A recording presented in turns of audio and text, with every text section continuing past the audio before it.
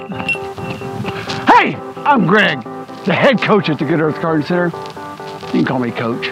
As I like to say, gardening is a process, not a product. My team of coaches are here to whip you and your garden into shape. So take a minute or two, learn the right way to get things done, and get 100% or actually 110% out of your garden. On your mark, get set, garden! Crape myrtles, to prune or not to prune? That is the question we'll answer today. So let's start by considering when to prune. Crape myrtles should be pruned mid-February and should be pruned mostly just to improve the shape of the tree or large shrub. Crape murder or severe pruning weakens the plant, making it more susceptible to disease and insect infestations. Not to mention how unsightly it is.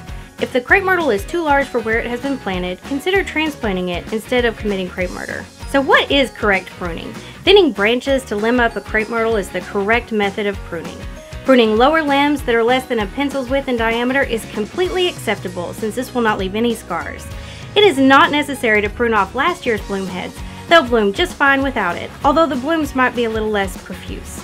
Crape myrtles come in all sizes. Harsh pruning of dwarf crape myrtles 5 feet and under is acceptable and will not result in these.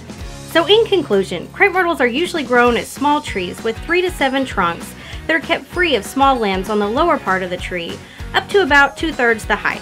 Thinning of limbs every few years will encourage new growth and blooming, but remember to prune only limbs that are less than a pencil's width in diameter.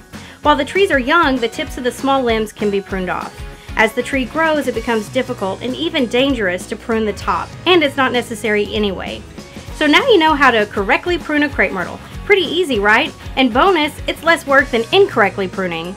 And remember, great gardens start with Good Earth.